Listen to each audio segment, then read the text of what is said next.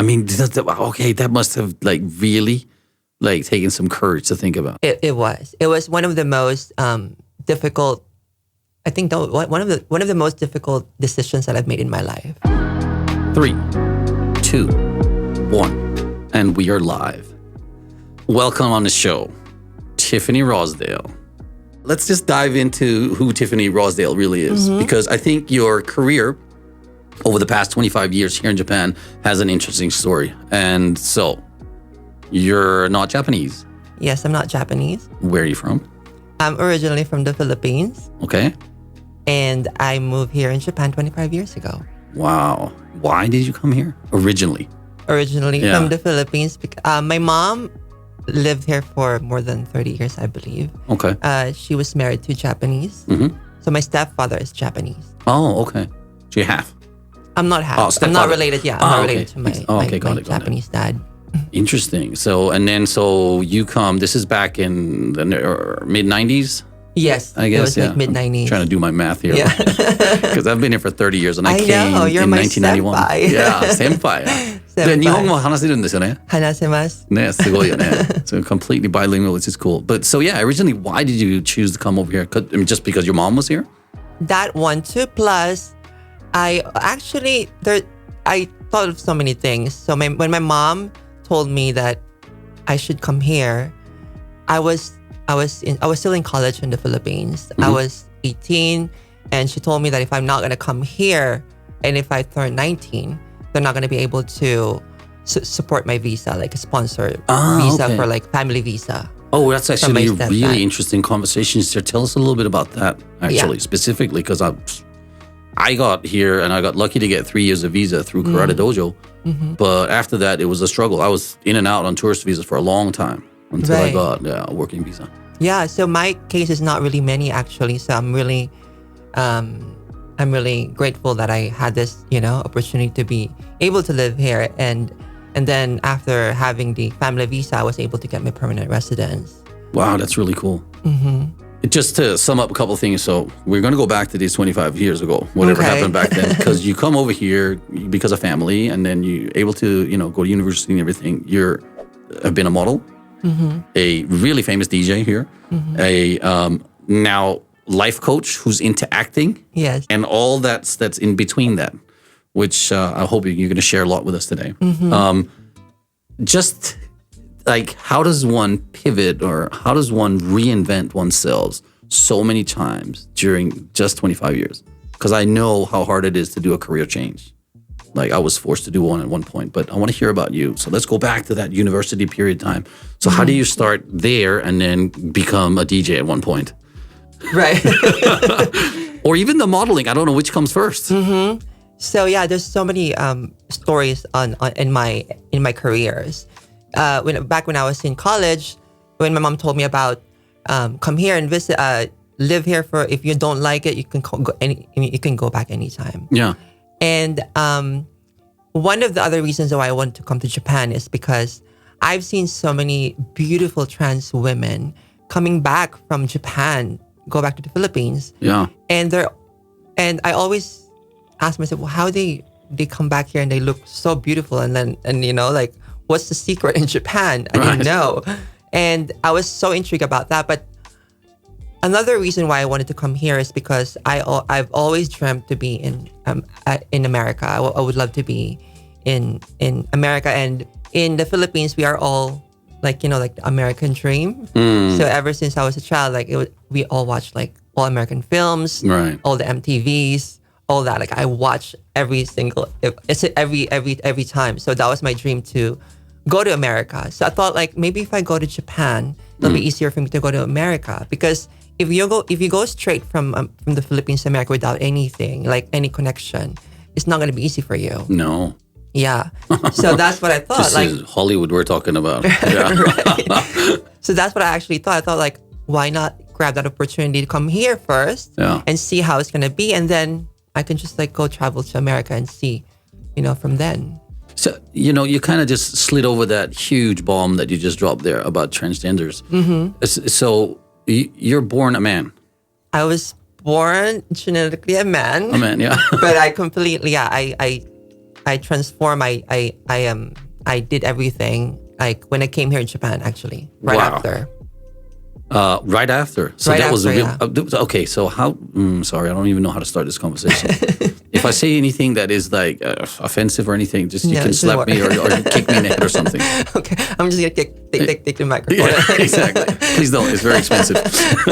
No, but so where does this start for you? The realization that you feel more like a woman, I guess.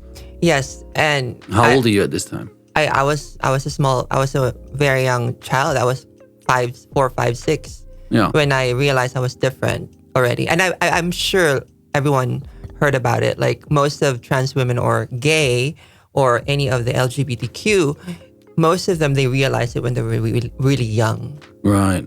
Yeah. And so, how do you come to terms with that? Like, so you grow up as a teenager. Do you feel is there any like discrimination? Because I know Asia, like for example, compared to like I would say most of the Western world is very different mindseted about it. Right. Like new halves, transgenders. I mean, it's just like there are lots of pubs where you can go out and drink and see shows, dance shows, and there's lots of them on TV that are open. I mean, in America too, with RuPaul and everything. But it's definitely not from the same as it was 25 years ago. So how do you transition to that now? What kind of struggles have you had with it, basically? Oh, so much struggles because back then when I was in the Philippines, it's normal to be like being bullied if you're different. Yeah. And I'm not sure if the right term is immune to it. So you just have it every day. Like people just like bully you and that's normal. And I was struggling about my gender identity when I was back in the Philippines too. Because obviously I can't transform myself to be who I am right now. So it took me a while. And I found a group of friends that I hang out back then when I was in high school, who I hang out a lot and we shared because we're all the same. Right. We all like the same. We all hang out and we all form like a dance group. So we join dance contests. I'm not sure if you're familiar in the Philippines. We have this omatsuri. Yeah. Like every town has like omatsuri. So they either have the omatsuri, the organizers, they always have either singing contest, dance contest, and Miss Gay beauty contest. Oh, wow. Well, that's kind of cool, isn't it? I mean, that's very open-minded about it, I feel. I know, for a Catholic country. That's a Catholic country? God, I never knew that. Yeah, it's a very Catholic country, but we have all that. We have like the Miss Gay beauty contest That's huge in Thailand too. I am not familiar with Thailand because they have like the shows, but in the Philippines it's more of like a contest. Like every town has their own contest. So all these trans women will go to different towns and make it a business for them to win the contest. Right. And they can make money on that, actually. Exactly. Wow, that's crazy. Yeah. That's actually really cool. So trans women, you're a woman. I am a woman. Right? I mean...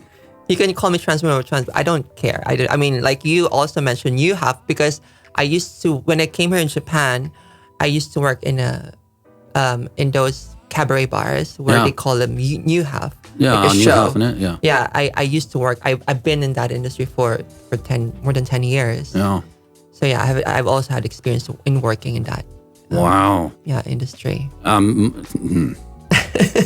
It's a very big life with lots of stories. I know. I'd like to go into more details about it, but my mind is a little bit so you come over here and then you transform yourself into a woman.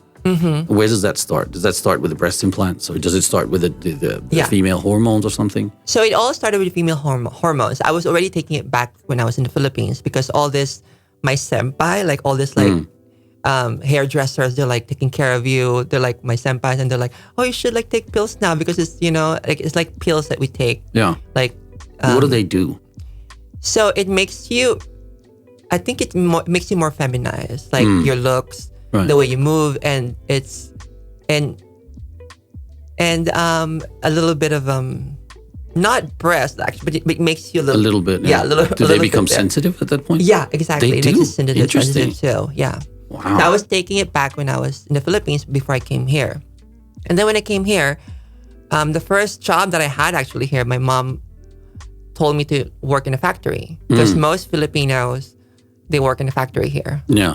And I work in a factory where there were, back in the days, just a lot of, I think it was computer days. Yeah. Like, like those computers, right? The old computers, like the big computers. We were doing the chips, and I was holding the chips every time, and it always give me like a sedinki, and I hated that job every time. I was doing it for like a year. Yeah, I was doing it for a year, and I told my mom I didn't come here to work in a factory. I would love to go to a place where all these trans women are working. Right. Can I see that place? And obviously, in the beginning, she didn't want to do it. But is your mom completely okay with that, or did it take her a while to? She was, but she told me I don't have, because since I'm living with them with my stepfather. Yeah. She told me that I can't show any sign of like my gender identity, like whatever I am. Like I have to be like. So she was hiding that from your stepdad. Yeah. So she said like, don't show your dad. I never told your dad about it, and you can live with us. So how long were you living together there? For a year, I believe. And I couldn't even last. So traumatic for you. And it was really long for me. Yeah. So I told her I need to find all these words that they all work. And then eventually one day she told me like, I think she probably asked her friends, the Filipino community is like one, in Japan. Yeah. So one of her friends is like, oh, let's take her to that place. And then like we went, and I was just like, like when you go to like a Disneyland, I was just like, what is this place? That was the first time I went to a cabaret show. Yeah. And I was like, I'm going to be here. I want to be here. I don't want to be like them. Right. And then she was just like, okay, if you want to do this lifestyle, you have to move out from our place. Yeah. And we'll do a separate place for you. And I'm like, I'm completely done with that. You're okay with that? Yeah. Get out of the factory. Exactly. Onto the floor. Wow. That must have been really like coming home, right? It is. Meeting your like, I hate to say this word, but your people, your friends and stuff. Exactly. People that you really connect with, right? Mm-hmm. And they were all like so friendly, and they were like, oh, you should do it now. Like you should you should come join us. And like, they're all like, just like really nice. And, I felt really at home. Cool. I'm still intrigued. I have to dig deeper though. So then you get breast implants at one point? I did. That's the first step that I did. Yeah. And after that, I did a complete surgery. How does that work? I mean, that must have like really like taken some courage to think about. It was one of the most difficult. I think one of the most difficult decisions that I've made in my life, to do the complete surgery. How long is the recovery? A few months. I have so many questions, but in a few months, right? So you spend most of that time in a hospital? So I did it in Thailand. Okay. Obviously, most of the trans women do it in Thailand because there's so many surgeons that do it there. Yeah. In the Philippines, we didn't have. And back then, here in Japan, there was one surgeon who was doing it. But I couldn't trust him because there were some gossips that he failed in some, because it's very underground here. Right. But a lot of trans women did it for him. But then I want to do, if I'm going to do, I want to do it with, with the best surgeon, if I can, of course, right? So I asked many friends, and they recommended, and it ended up like I have to go to Thailand. Right. And I was so lucky to have my younger sister to be with me during before and after, the recovery. Right. My mom said, I'm not going to go with you.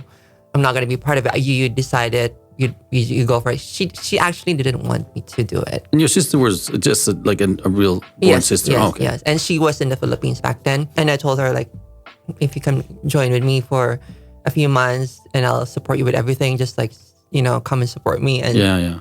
That was the most unforgettable moment that me and my sister were bonded. Yeah. So yeah, it was few months after the surgery that I have to, recover.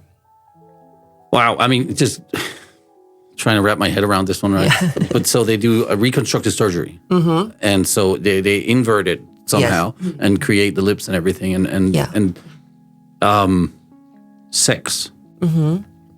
I mean, once you're recovered, and how does that feel? I mean, can you like ejaculate, or what is that called? Can you have an orgasm, for example? Okay. It was, in the beginning, it was scary because I haven't done it, right? How would you do it? Like, of course, I was scared in the beginning, but then I was lucky to have back then one of my ex-boyfriend, and he knew, and then we tried, and I thought like, oh wow, okay, then I'm okay. Then with ejaculation, I did, but it's not always. Yeah. It's not like when I used to. When I used to have like the male part. But you do have an orgasm. I do, but not as it used to be. Yeah. It used to be like, like not like as it is, yeah. But I still have it every now and then. Wow, that's really good. But you know what? The thing about doing the surgery, what I like the most is when having sex with a straight man, which I prefer straight men, right? Yeah. Is kind of like a validation that you were accepted. This is like, I felt like, oh wow, I felt like accepted being a woman. This is how a woman felt like. Right. So that's the feeling that I always get when I have that. I feel women are also more, how do you say that? It's not just about the body that happens, it's about the whole mind. So when the mind and the body is like connected, right, yeah. And it's also have the right connection with the right man, or otherwise they're not going to ejaculate, right? Exactly. Yeah. I mean, for guys, it's unfortunately, it's just like there's mechanics there that it's easier. I mean, I guess it's, from our, what do you call it? The fact that we have to try and I can understand whatever, that. Yeah, it's just easier somehow, which is interesting because when you actually really meet someone that you fall in love with, then the orgasms that you can have together are completely different from someone that you really don't have an interest in. Trust me, I had a long period of time where I wasn't really interested in the persons I've been with. But when I found the real one, I was like, holy crap, this is a whole different world. Yeah. Get connected, yeah. Yeah, the connection is just so much more powerful. Beautiful, actually. Beautiful in a way like that. So you start working in these show pubs. And then so you come back as a woman to Japan, right? And, that must be amazing feeling, right? Do you carry yourself differently? Do you talk to men differently? Do you feel more flirtatious, for example? Yeah, because one of the reasons why I did the complete surgery, because I've been in a position where I almost got killed. Wow. By finding out that I am not a real woman. So I thought, I thought like having the surgery, I'm gonna be fine. I'm not gonna be having that trouble anymore. I'm not gonna experience that again because it was really traumatic, and it was a few times that it happened to me. Wow. Would you like to share details? Yeah. So could you run me through like a whole like evening scenario? What that works out like? Okay, so I was actually traveling a lot in America, like I told you earlier. Yeah. I would love to go to America, and I always, ever since I was a child, I really, I'm really fascinated about America. So I was traveling a lot while I was here. And I wasn't a complete surgeon. I didn't have the complete surgery yet but I also had the breast implants. And meeting straight men in America can be really, I don't know, like scary when they find out. Right. I didn't know, but because back then I was dating men here in Japan. Right. And once they find out, they're fine. They're not like, it's either they're fine or they're like, oh, sorry, I can't date like you. So I'm like, okay, fine. It's not like they're gonna, like rage or like be like put you in trouble or something. Right. So it was different. So I thought like in America could be the same. So I've been dating guys in America and not telling them about me in the beginning. And then once they find out, there were a few times that happened that they didn't know. They I don't know like what is it, but it's like, I think most of it, they think that they're gay. Once they find out that they had an affair with a trans woman. But they're not gay. They're not gay, exactly. They're not gay. So I think I think it's their mindset that if they had an affair with a trans woman, they're gay. They're not, because we go for straight men. We don't date straight guys. We don't date gay guys. Right. I prefer straight men, that's why, So I think that's what happens, and then they panic, and then. So you've been dating this guy for a while. Where in America are you? It wasn't a while. It was more of like, meeting here and there. Yeah. And then later they found out. And so you already had sex. And how does he find out then? No, it was actually they're finding out before having sex. Oh. So we did the date already because I'm not gonna go soon. Yeah. So I'm dating them a few times then before I go, and then I have to. Maybe because also I didn't know how to read guys back then. Now, of course, I know if they're not into it, right? So back then, maybe I was so naive of like knowing which guys should I be careful and not. And I was really young. So yeah, I think I didn't really pick, I didn't really thought about, those. And again, like what I shared earlier about here in Japan, I didn't even think about it because everything here in Japan is safe. Even the guys are safe. Yeah, Japan is really safe. Super safe with everything, including the guys. That's kind of cool. I know. I mean, there are extremes in Japan. Let's be honest. There's like a really dark underworld here, even in Japan. It's just not as it's not as open. Yeah, exactly. Wow, and so you said you were almost killed, but what did he do to you? So there's this one guy that I was dating, and then I don't know if it's probably influenced by alcohol or drugs too. He just got so mad and was just throwing all the things in all over me, like whatever he picked up. And then he saw like the bottle of wine.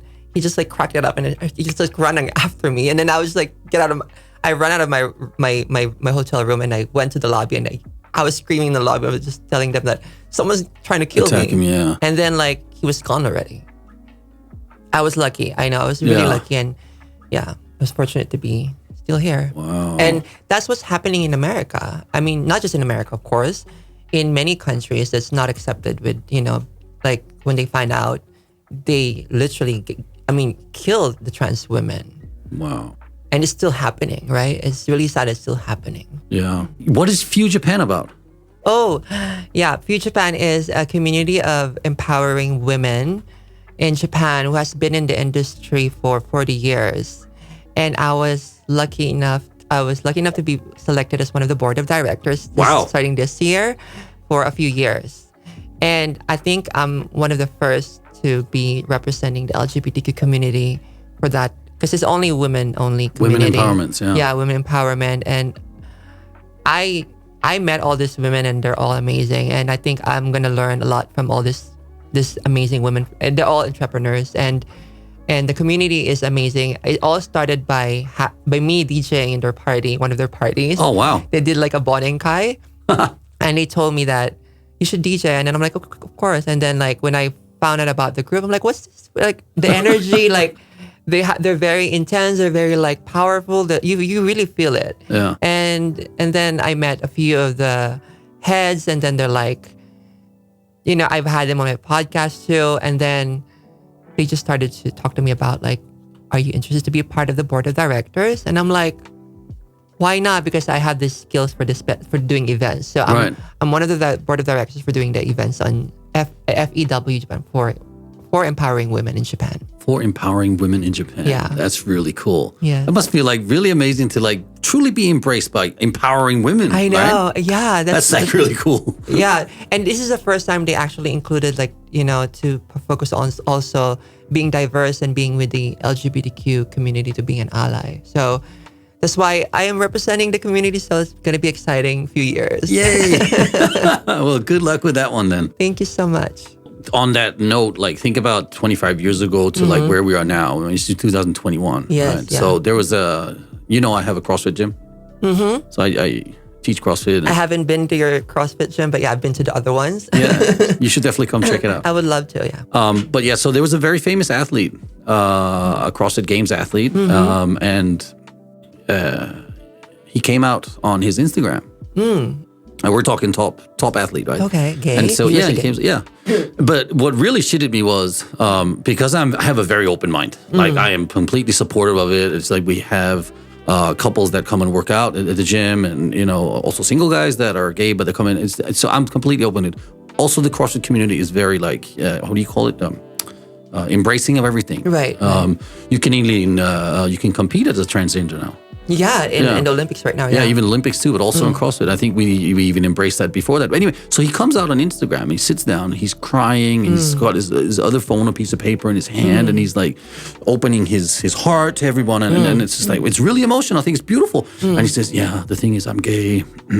And I found out because I had a test.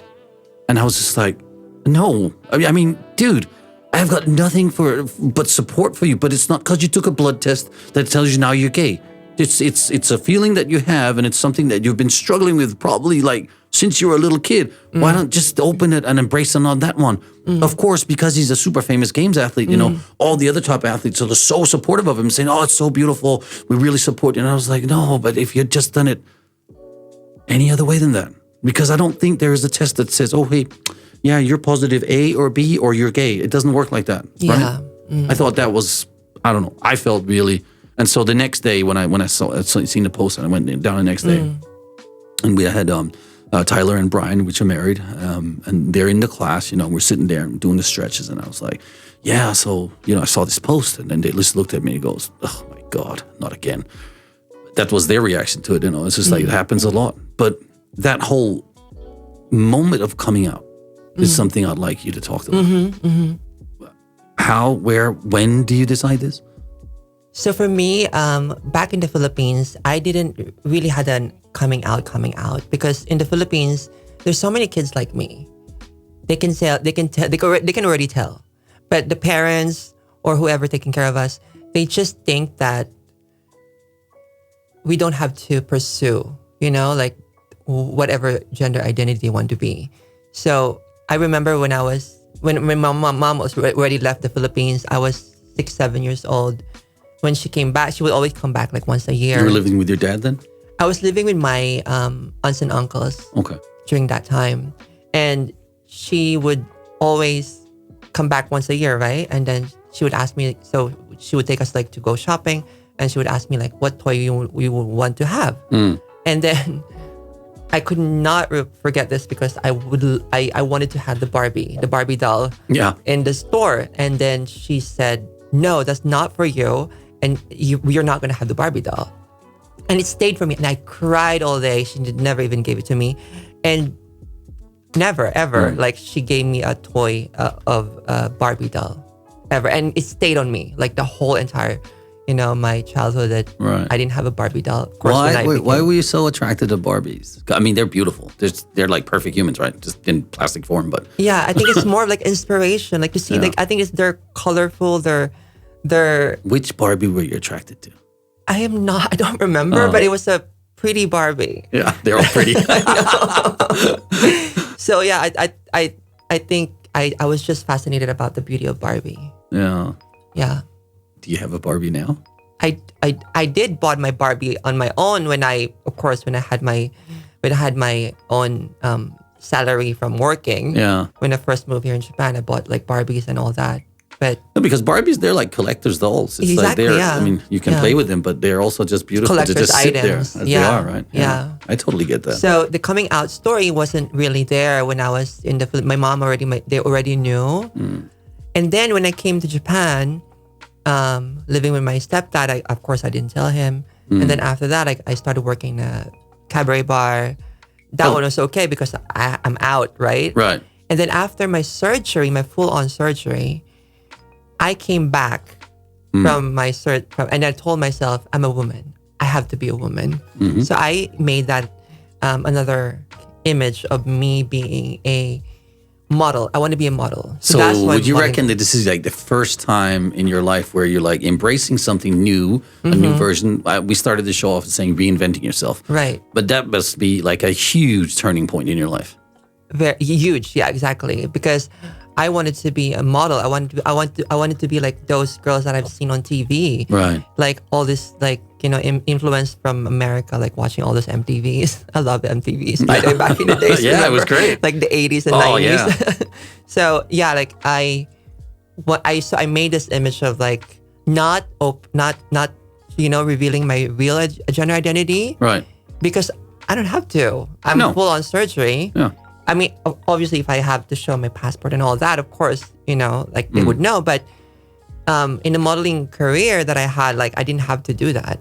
I just have to have my proper portfolio. Modeling career. So you build a portfolio, right? And then you sign up with some agents or something, right? And most of the agencies here are freelancers for foreigners, right? Yeah. Gaijin, yeah. And so they send you out to auditions.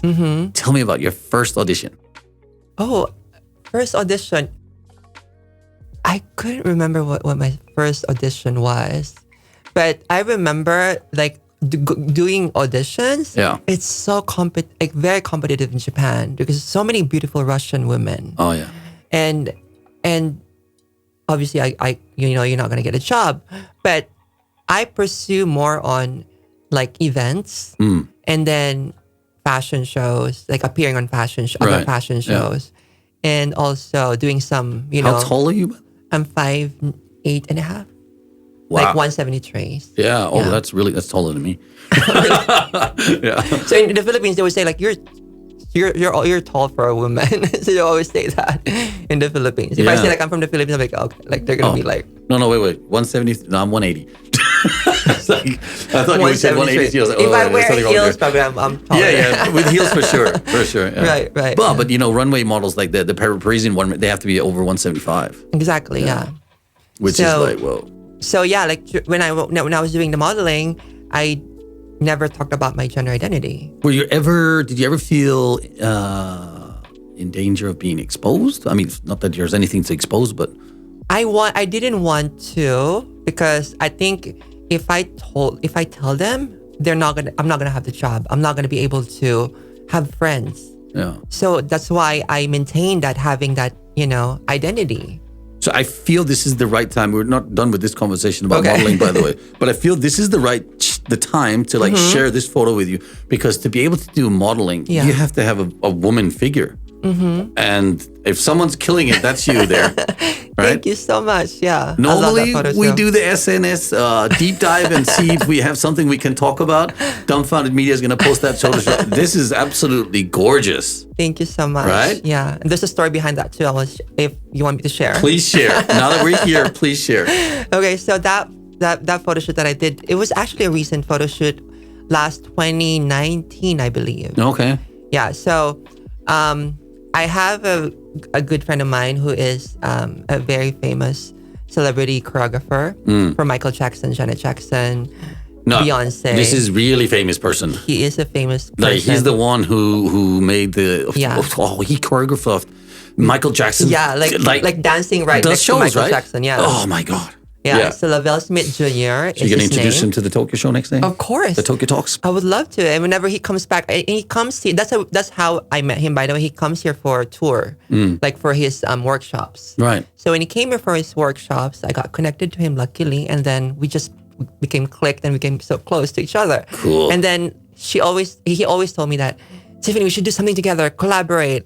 And then he's like, and I'm like, well, what should we do? And I'm not really, I'm a dancer, but I'm not really like super like, you know, super professional like what you do. And he's like, let's do a photo shoot. And then like, because he loves doing like it's also kind of like a choreography, like, Absolutely. you know, doing the photo shoot, right? So he directed me to do like the poses and all that for the photo shoot that we did for this one. And it was an amazing experience with Lavelle Smith Jr. Turned out beautiful. You know, I'm going to have to do it now that once we're in the photos, I can't get out of them. Okay. You tell me about the modeling career more after. Right. So I'm a huge disco fan, to be honest. But tell me what's going on here. Oh, okay. That was actually my first time attending that one in Grand Hyatt. Oh, okay. They do like a yearly 80s disco event, right? Oh, they do? I didn't even know that. They do like a yearly in one of the ballrooms in Grand Hyatt. So they do that as a yearly event. And a few of my close friends, like they always attend every year, and I always told them, I love 80s. Yeah. And then I dress up for the occasion. Oh yeah. Bring it on. I know. And I just love the vibe. And also, you mentioned earlier, I was DJing. Every time I DJ, I always play like 80s music too. Cool. Like, I got to tell you guys, if you check out our Instagram or Facebook or you're on any other social medias. I do. Yeah, I do have a lot. I do have everything. So we'll leave some links below for sure. But most of the photos are just party photos. So it's really hard to find something that stands out. But I think I found a good one. Okay. What's going on here? Because I'm a huge Spider-Man fan, but that is probably the most pathetic Spider-Man I've ever seen. So I host events. Yeah. That was my job before I pivoted my career, like after the COVID. So I did a lot of hosting events, and one of the events that I hosted yearly was the Halloween event. No, nice. And I love Halloween. Who doesn't love Halloween? Especially in Japan, everyone loves to dress up, right? Yeah, it's like, the annual cosplay party. Why not?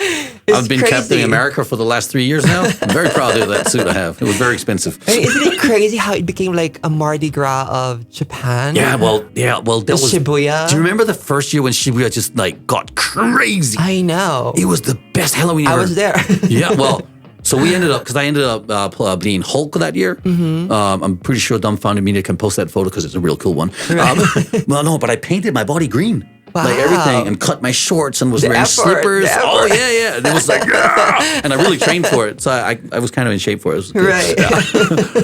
But it was just like, it didn't matter where we were walking around. It was really cool. I'd jump in on, people who were having beers on the streets and stuff. And it'd be like, Hulk smash, right? And then they'd be like, oh, Nicolas Perez, can we take a photo of you? No, I'm Hulk. Anyway, it was a great party. It's so funny because there's so many. I was seeing a lot of in the Philippines. There's so many celebrities that they would come because it's like not even far from the Philippines to come to Japan. It's like what, they 3 would hours? literally just 3 or 4 hours by plane. So they would literally just come here to celebrate the Halloween because in the Philippines we don't really celebrate Halloween like that much. So they would literally come here. And they would dress up and they would go to Shibuya and all the celebrities are all like blogging. Well, Shibuya, they kind of like really like got a lot of cops down there now, which is not so fun. Yeah. But if you like got children or, if you dress up and you walk around some fantastic neighborhoods out in Setagaya, in Roppongi, in like all those where expats live, oh man, it's like a party just walking around getting so much candy and stuff. Right. Some guys are having barbecues and, give beers out and stuff. It's really cool just to walk around with the kids and everything. But I'm not sure if you remember though, because I remember the first time the Halloween hit Japan was in Roppongi. It wasn't in Shibuya. Yeah. Because of the foreigners, but right? So that was the year before that I actually went out to. No, we went to Roppongi. We went home that night. But yeah, I just remember that it's like I saw some crazy photos from my friends on Facebook, and I was like, "Dude, what are you doing there?" Anyway, we got 2 more photos I want to go through quickly. Okay. Do you snowboard? I do. Yeah. Yeah, I'm not really. I'm still learning, but yeah, I love snowboarding. Because Philippines, there's no snowboarding in the Philippines. There's no snow in the Philippines. Exactly right. I've been there once, and it was goddamn hot.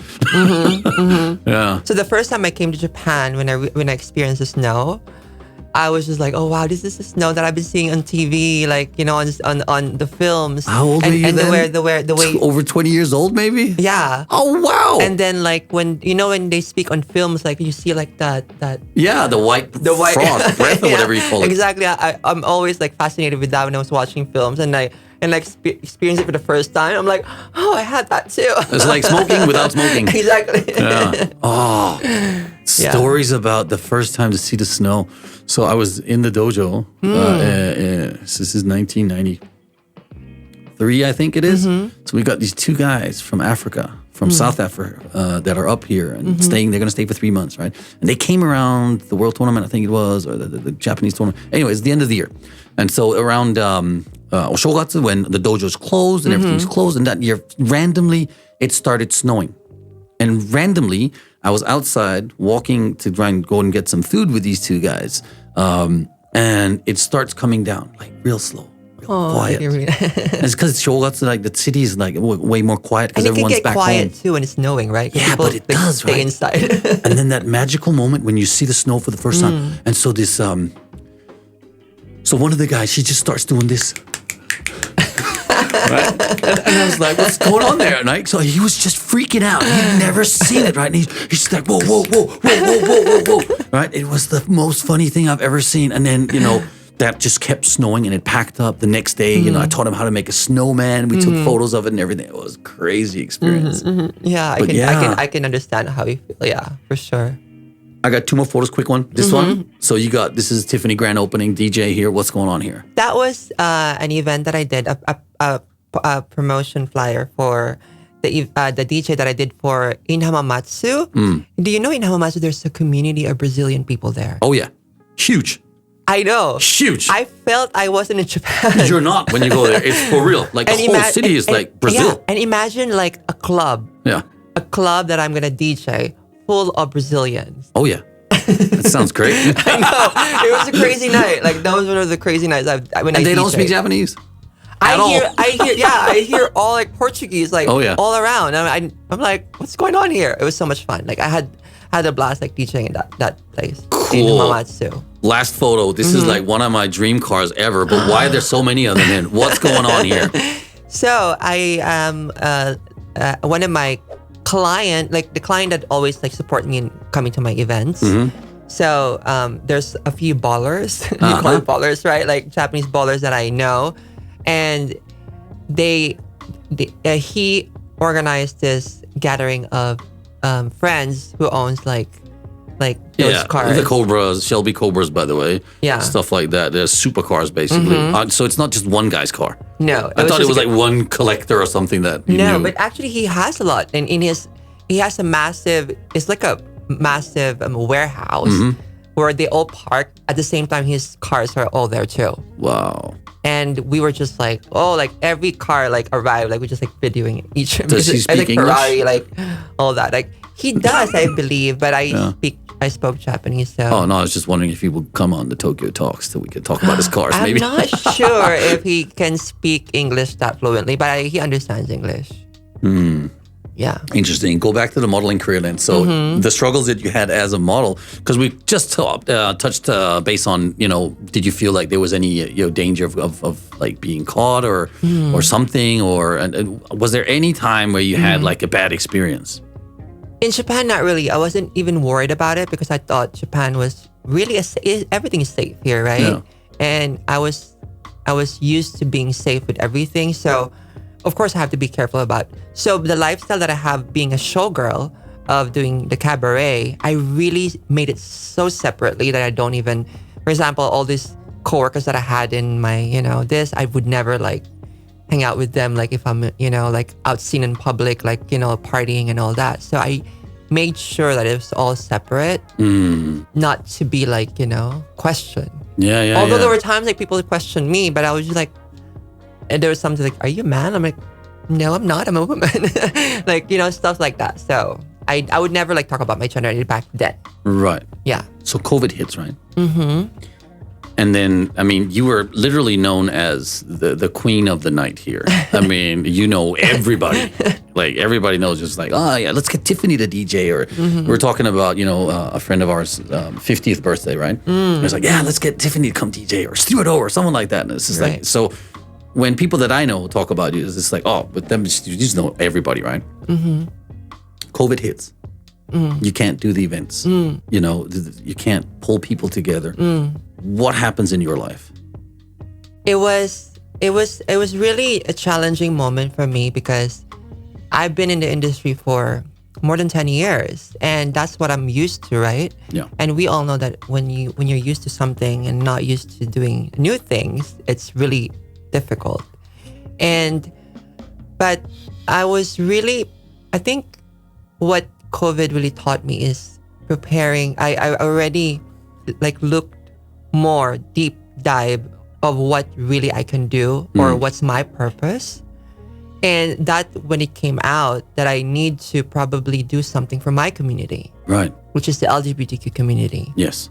And which I never been a part of. And obviously because back then I was doing the separate, like the separate identity of doing the modeling career and events and then like my other, being a cabaret, being known for that. But I never really spoken for my community and being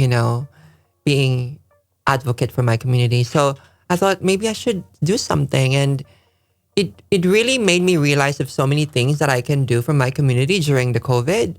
And before it happened, of course, it all started with like self-love, which I've been working on for several years already. Yeah. It just continued to like blossom.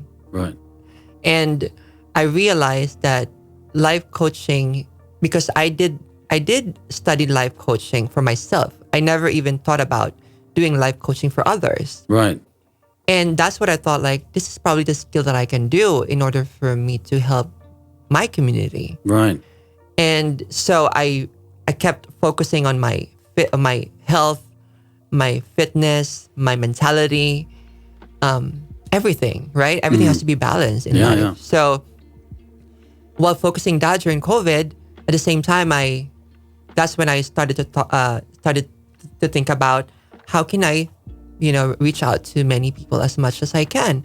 Then the podcast, thinking of the podcast, which is the Breakfast with Tiffany show. Breakfast with Tiffany show, yes. Please remember that one. There's a link downstairs. It's an audio podcast. It's not like this, like a video. But yeah, like I started that last year, which turned 1 year already. Wow, fantastic. So fast, Right? Congratulations. Thank you so much. I'd love to be a guest there one time. And I would love you to be there, of course. Yeah. And we're in that podcast, I invite guests who can share their stories about how they pivoted their careers, how they transform, also from fitness, from lifestyle, from also most importantly the LGBTQ community. So I have like very influential people in the show, right? Like talking about it, and at the same time I'm also learning, right? Because even in my community, I still need to learn a lot.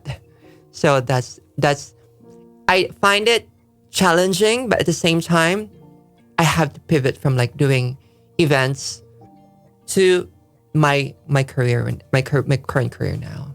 Wow, that's fantastic. I mean, but the show was really about all those pivot moments or turning points or like reinventing yourself. And so you go from literally being a queen of the night with parties and events and just all of that lifestyle, alcohol, lots of champagne, stuff like that, right? And now you go to bed early and you wake up and you run in the morning, right? So I'm blown away. I'm inspired.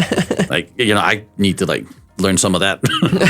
What would be the first thing when you do what's the first thing that you kind of do when you life coach someone, and how long does the process normally take to be life coached? So life coaching is actually, you have to really know in the beginning. So I always have this first session to get to know the person. And if we're really fit, I think it's really important if you're fit, because if not, and if the person is not 100% dedicated, I don't think it's going to help him or her either, So in order, I believe everyone needs a life coach. Yeah. I have my own too. But in order for you to have one, you also have to be committed to doing 100% of yourself. Yeah. Otherwise, you're not going to be able to change your lifestyle. I mean, for you, like doing a fitness coach, right? It's the same thing. If they're not 100%, I don't think they're gonna reach that potential of like having the goals that they want for their bodies, like a perfect abs or something, right? So I believe it's really important to be 100% committed. And then once I know they're committed, then I'll introduce them to the programs that I am 3 months or 6 months or 1 year. And also I do have a retreat that I host once in a while, where I can gather all of them, and there's also yoga on this retreat, right? It's like a whole weekend or something, right? It's a 2-day weekend, and I host it like outside Tokyo to refresh in the middle of nature, and I have all this spiritual healers, sensei from yoga, like from fitness and all that, and even the foods. Food is the most important thing. So I have to make sure the food is also good quality. Mind, body, soul. Exactly. Treat them equally. Train and sleep, right? Yeah. I only had one thing. I don't like perfect abs. I don't believe in perfect abs. I don't believe that's just me. I think that, the physical attributions of people that call themselves, we are fit, we're fitness, this is what it is. When they are posing in bikinis or posing in underwear or board shorts and showing their abs and perfect shoulders or whatever it is they're showing off, it's got nothing to do with fitness. Fitness for me is something that's sustainable and fun and something that you can actually, enjoy doing, and something that's more specifically that is functional, that it gives you a body that you feel good in. That's fitness for me, and that has got nothing to do with what you look like. But the more healthy food you eat, the more workouts you do, the more sleep you get, the combination of the three, you get fantastic results. For sure. So true. Yeah, so the podcast, the life coaching, and so you start with an interview, and then it's and what are just 3 questions. Ask me, say, Tiffany, I want to be life coached, where do we start? What would be the first 3 questions you would ask? I always ask them first what are their happy moments lately? My happy moment lately is when I wake up early-ish and connect with my fiance. And then we take the time to make a good coffee because we don't eat breakfast. We decided to quit breakfast. She doesn't eat breakfast, and I'm okay not to eat breakfast. So, and then we go to the gym, and we work out, and we come home, and then we make food, and then we've got the afternoon or the evening to work on other projects that we're doing. Those are really like happy days, like when it starts with a good connection in the morning. So what I'm hearing from you now is you having the quality time in your morning with your partner and yourself is what you're really happy lately, right? Yeah, it makes you really happy. No, because you start the day fresh and on a good start, when you're really connected, and then it's like, let's do something together today. Right. That makes me happy. Exactly. So I tend to ask this kind of questions to make them comfortable. Okay. So when you're comfortable, then once you're comfortable, I start asking like, so what are the pain points in your life that you want to probably clear out, or anything in your life right now that you want to focus on get motivated? I would like to get motivated to not drink as much alcohol. That's what I said. You're very inspiring. I mean, you just really like turned 180 degrees and you never look back. I never look back. Although I can say that I'm not 100% sober, but I tend to drink like 1 glass of red wine here and there for celebrations, or like if I go to a really nice restaurant, just to not be rude to other person. Right. Other than that, I never really went back to drinking. This just made me think of some really completely random question. Okay. In the showbiz, right? So I have been to show pubs, both with the new halves and also with the like completely normal ladies that sit in there. Whatever it is, I've been to a whole bunch of stuff. Cabarets and even the Moulin Rouge style. So I've seen quite a bit in Japan. And there's a lot of variety here. There was a lot, yeah. And so I know. Also, the host bars are hilarious, actually. The women, the way they spend money on these hostesses is like nuts, right?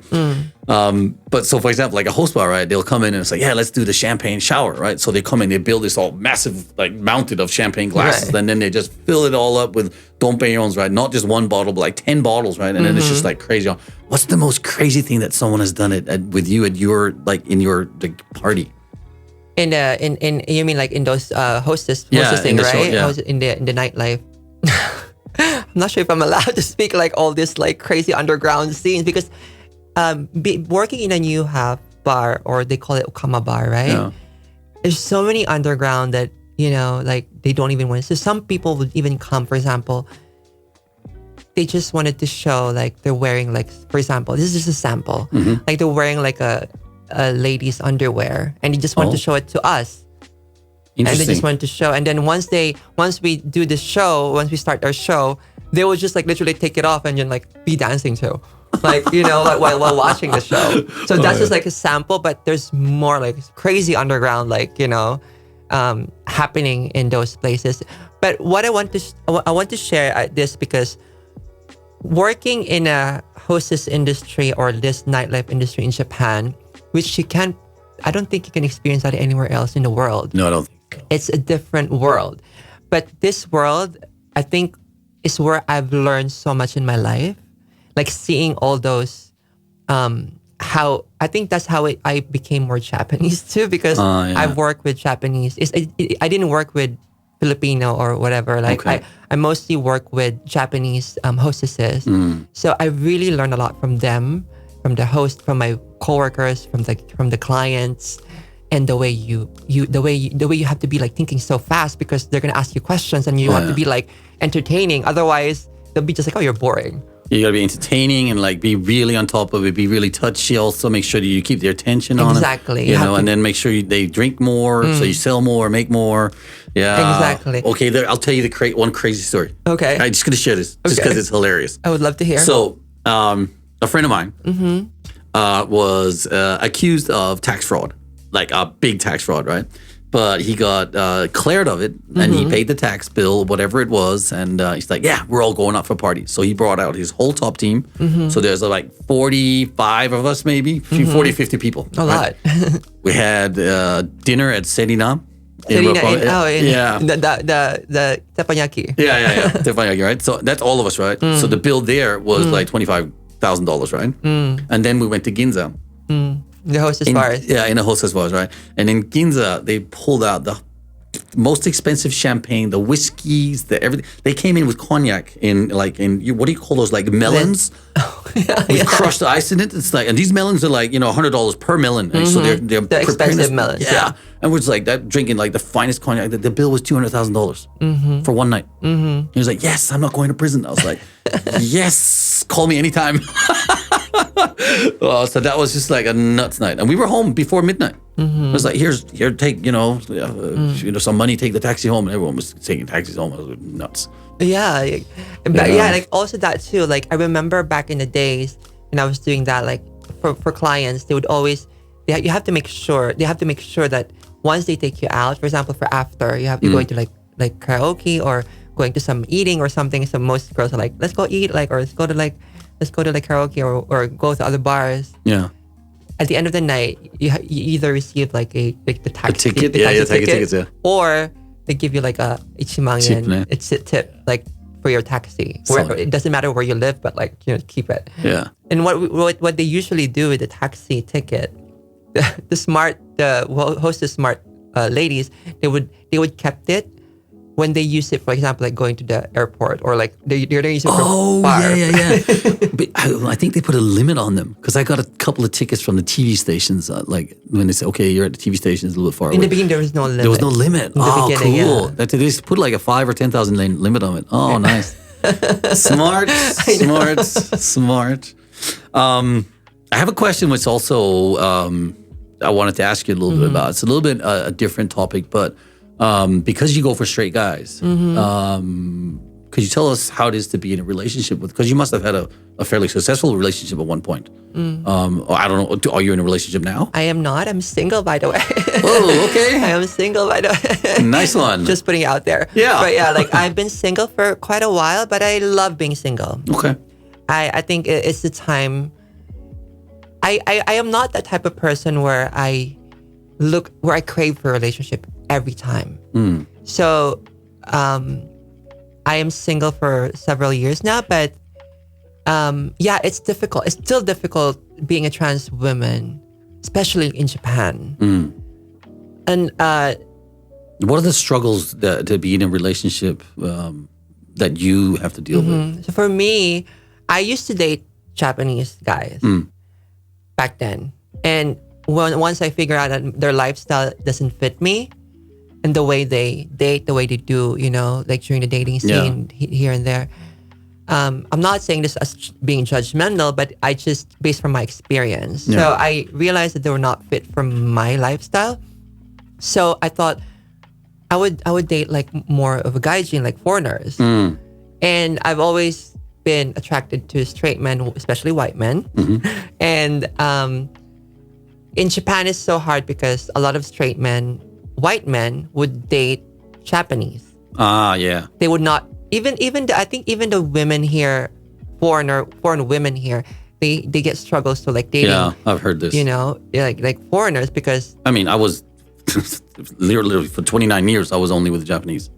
Exactly. So that's what happens. So it was dating literally is struggling. So whenever I travel, that's why like when I traveled to America back then, like I was just like, I'm in heaven. Like all these guys are like into me because they probably not seen like me, girls like me, like, in America probably it's not like a lot. I don't know, back then. So yeah. There's also kind of a trend for like, it's cool to be an Asian chick, right? Exactly, yeah. In America, in a country full of like, white people or like. But so let's dive a little bit deeper in here. So you're dating a guy, for example, right? And then, so how does that end? And what are the struggles that you go with when you're dating guys? Is it something like that they don't want to like meet you, their friends with you? Or, I don't know. How is the acceptance and what are the struggles really like to get into it? So for me, I didn't have that conversation. This is from my other friends, fellow trans women. Like some are like, they didn't even want to get introduced to friends and all that, right? But for me, let me share you this one relationship that I've had in the past. This relationship really like woke me up to my reality that I need to look after myself. And this was the relationship that I had with this guy that I dated, and he doesn't live in Japan. He was just coming here for for business, and he travels a lot to come here. And I met him, and we were a good match, like a few dates here and there. And then he insisted to move out here from Oh wow, that's pretty serious. I thought, oh, that was serious, like he asked his company to let him move here and live here for a year, and also plus he wanted to be more closer to me. Yeah. And back then I was still working at nightlife, being a hostess. So I thought like I was struggling a little bit about like, because I work at night and he works daytime here, right? So whenever like we have this meeting, it's always just at late night or weekends when I'm off. But the only off that I have is probably Sunday, and even Saturday. Even he's off Saturday, like it couldn't match because I have to be working. So I thought, since it's really serious, maybe I should quit my nightlife and just focus on like doing events and my modeling career and all that, the other side of what I'm doing. So I left the nightlife. That's when I started leaving the nightlife. You got serious too. I got really serious too. And then he was married before. He was divorced. Okay. And he had 2 kids. And then he invited his kids to come visit him here. And he even introduced me to his kids. Pretty serious. And I'm like, he's giving me like so much of, all this like signs of being so serious. Yeah. And then, but he never asked me about my gender identity. Well, I mean, you're a woman. Yeah. I mean, like being, who am I in my past, like, being a trans woman, right? He never dropped a hint that he knew or whatever, right? So I felt guilty. Yeah.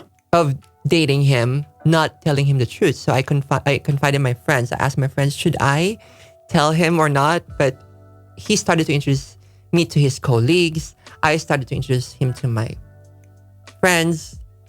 So it's becoming like the circle, right? Yeah, it's really knowing everyone. Plus, he's like new in town, so he has to be like he always wants to be in my where I hang out and all that, right? And then my friends were like, whatever you feel, you should follow your heart. If you feel like you have to tell him. If not, then you should not tell him. And then since I felt guilty, I told him. Right. And the moment I told him, it was just one of those moments that I was like, should I really tell him? But like I have to. So I did. And his reactions was like, kind of like, like I couldn't read it in the beginning. But then he was like, yeah, I know, kind of like he could kind of like nod. And I was like, oh, you do, but why not even ask me anything or anything like whatever about, about being trans women or whatever, right? He never. And then he just said like, I just knew. And I'm like, that's amazing. Cool, right? I mean, I know. Yeah, and I mean, happy like, days. I know. I'm like, oh my God, like I got validated. And it's like, for me, it's like a big relief. Right. And then after that night of meeting him, he started to like disappearing slowly.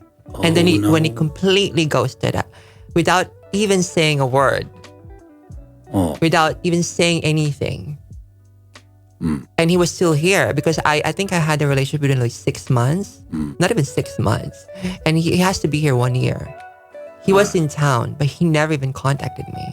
So the first times that he didn't contact me, first I insisted I have to contact him. He never come back to me anymore. Ouch. So I was completely heartbroken. I was devastated for several years after that relationship. And I thought, what's wrong with me? Is there something wrong with me? Like I'm just being vulnerable in that moment, telling him who I am really, and he couldn't accept that. But in realization after, of course, I thought like maybe it's because of, I don't know, maybe his ego, maybe his work, status of work, because he has this like a big job, handling. So maybe it's part of that because he's also supporting his children.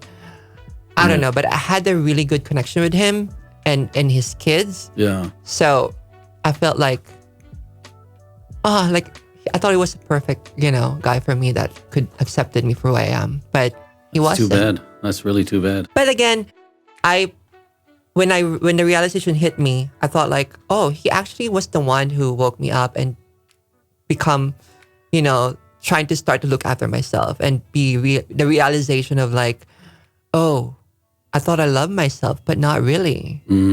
I was actually killing myself with all this like alcohols and experimenting with drugs and all that, right? And hardworking and not even paying attention to what I really need, like deep inside me. So it was all this deep reflection that I've had for several years. Going to retreat in Bali was also amazing because it helped me a lot to, to study all the yoga and principles and all this meditation that helps me a lot too. And and I think I made peace with my past. I made peace with what happened. Even though I didn't have a proper closure with that relationship, I believe that he helped me. So whenever probably I have a chance to probably meet him one day, I would just say, thank you. Well, he might be listening to the show. He might be listening. Thank you. Thank you so much for, I would definitely tell him thank you for amazing. For opening this, view. Because I never probably would change if it wasn't for him. And so you're also acting now. You're going to acting school. Yes, I do. Well, what are your visions and dreams with that? I don't know. Because it just started from a friend. Like he asked this agency of stuntman actors, and he told me that he wants to do a like a film about Japan. Yeah. And he wants me to be a part of the film. And I'm like, I don't have any acting skills. I didn't even have, that. And I just did modeling here and there. And then he was like, we can train you, like just attend the class every week. Yeah. And then I said, I'm not sure if I'm going to like this because I don't know. Right. But I told him that if I'm going to like it, I'm going to continue. But if not, I'm sorry, maybe not. And he's like, sure. And I loved it. Cool. Okay, so acting, right? So that's a really cool topic to get into. So acting is probably something that you would find fairly natural. I mean, because you've worn so many hats over the years and separating parts of your lives. And, also definitely like nightlife is like one personality that you kind of have to create because it's night after night after night where you have to kind of bring the same energy and stuff like that. Exactly, yeah. Yeah, I understand that. It's the same with me in coaching. It's just like day after day, class after class, you got to bring the same energy every time. And sometimes it's hard, but, I love acting. I'm so at it. And I never did classes. But I remember we were on a set of a movie, a Japanese production, and all the cast was a big cast. It was a war movie. And the guy goes, whoa, Nick, your acting is so natural. Where did you study? And I was like, oh, nowhere. I said, I remember my lines and then I just feel it. I just go with it. I try not to fuck them up. That's all I want to do. But actually going to acting school is like, what are the things that you find easy to do and what are the things that you find hard to do in acting school? So what I actually thought about the difference was if I didn't go to acting classes, I wouldn't probably have that confidence to face the camera. Although modeling, I did it, right? Yeah. But the modeling, doing like poses as a model in a camera and doing acting in a camera, I think is so different. Totally. So different that I think the confidence too that you should have is so different, right? Yeah. So that was helped me with the acting classes. It built my confidence of facing the camera and all this improv, classes and, Improv. Yeah, we do also improv and exercises every What kind of day. exercise do you do improv? Oh, we do a lot. Like not just scripts, but we do like line up and then we get to like say each one of us, like for example, like a story and then like this person, like, like to continue the story. Right. Yeah. So there's just so many improv that we do and it helps. It really helps because it's like, again, it's like you have to be consistent in training yourself to have that muscle of confidence. Yeah. Is it English or Japanese school? It's English. Oh, our sensei is from America. Oh. So it's English. I've done both, and it's like for me to learn Japanese lines, it takes me forever. Like forever. It's so hard. But yeah, I mean, acting is kind of cool. It is. Like what you said earlier, because we have this personas when we are out and doing that, like, when we're doing like different versions of ourselves, we can implement that in acting, like a natural. But you just have to have that confidence. That confidence that I needed to have to practice more than to be able to look normal and, like natural in the camera acting. So this is going to be a funny question, right? So you get cast for a role as a guy. How would you feel about that? I would take it as a compliment. Right? Interesting. I would probably take it as a compliment, but because it's not an easy role for me, right? It's not going to be an easy role for me because I wanted to be like a woman, which I am right now. But to have that character portray can be challenging as well for me, because even though I've lived part of my life being a man, like, but it's still challenging, I think. Yeah, I mean, it's been so long, right? So it's going to be a compliment once if I do good, right? Yeah. I have no idea how I would react if I had to act like a woman. Like, it would be really strange, bizarre for me for sure. Look, I think we've gone over a lot of topics here today. I love it. We talk about a lot, actually. I'm open to talking about everything, but yeah, like, as long as I share about, like being a trans woman, I think was one of the most important things that I want to share, because I believe once I share those stories, it's making other people hopefully like to hear and make them, Obviously, I mean, absolutely. But for me, it's like, Netflix, for example, American movies and TVs now is completely different than it was like 10 years ago. It's so more open. Like, there's some great shows. Very diverse. Yeah, very diverse. I'm watching this show about Grace and Frankie. I don't know if you've seen it. I've heard about it, but I haven't watched it yet. It is hilarious. So they're in their like 60s, a gay couple, right? They're two married couples. Yeah. And in their 60s, it's Martin Sheen, by the way. So it's like and Jane Fonda is also. So yeah, Martin Sheen and Jane Fonda are married. Anyway, they're married, and then the show opens up. Like the first episode of the first show is like, yeah, there's something I got to tell you. And he goes, okay, so they're sitting, the four of them at the dinner table, right? And says, yeah, the thing is, Saul and I, the other man, we want a divorce and we're gonna get married. And it's just like, drop the bomb, right? So you see this elderly couple that have come out after 20 years of hiding in the closet, and then like the struggles and fun stories that they can make about that. But I mean, that's just one of them. But I think there's so much more focus on it now. Yeah. Is that a good thing? It is such a good thing, because like we said, Netflix now is so diverse, and I also watch a lot of documentaries as well as those series like Pose, RuPaul's Drag Race, Queer Eye for this. Queer Eye is great. Queer Eye is amazing, right? So it's now being on the media is really important. I think it's really important to be there to talk about, so that we can bring more awareness and more. We educate more people, and that's how I love doing podcasting too, because you never know how many people it will reach. You never know who it will reach. Right. So, I think being there, doing, sharing your stories, a lot of people are being vulnerable. Like what you said earlier about your trainee, or is it trainer? Yeah. Like being vulnerable too, authentic. A lot of people are being like that now, sharing their stories, which I think is so important, because if not many people are going to share their stories, I don't think a lot of people come out. Yeah. And in Japan, there's so many people still in the closet that they don't want to even talk about it, because they're worried about their families, they're worried about their work, their jobs, and their friends, or they may be like being left out by everyone and just being by themselves. Right. And they just don't realize that there's a lot of communities now that they can really reach out. So I believe what we really live now is so different from back then when I was just starting. I don't even have access to like where should I get like the best surgeon, or like I always have to make sure, like, ask the right people, because we're not in that age yet. But now we're in the age now, like, people are talking about it and everyone's now in the media. So I believe we're in a really good position. Yeah, I mean, I think the takeaway for me is definitely, we're humans. We are all humans, exactly. That's it. We didn't choose the body that we got born in. We are who we are, and we grow into the people we are, and the families that we choose to have are the families that we choose to have. It's the way I see it, anyway. Yeah. Yeah. I think I just want to say thank you for being so open and so really, how do you say, understanding of someone like me asking you some very tough questions.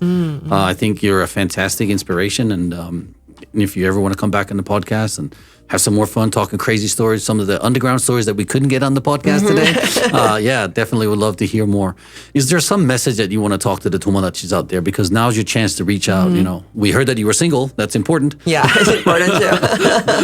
But yeah, before that, I would like to say thank you so much for having me on the show.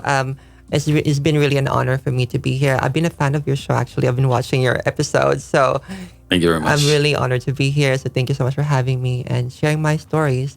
And what I would just love to say is we are now in a different world where people are now more listening, more people are trying to understand. And I just want to say that we, the LGBTQ community too, are like what you said, we are all just humans. We're all the same. We just want to live.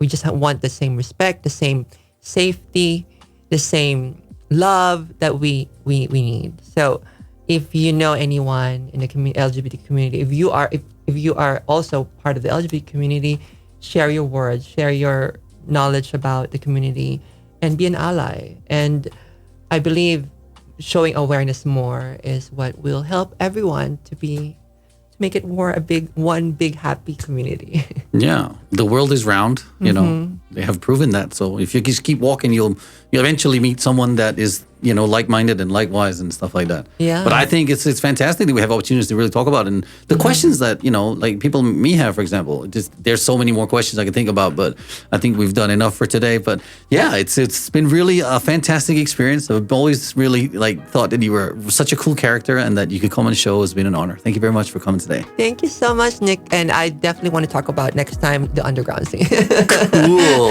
Just before we started filming this one, you were talking about your acting drills before warming up. So how did you warm up for the show today? So there's this one part in our acting classes that we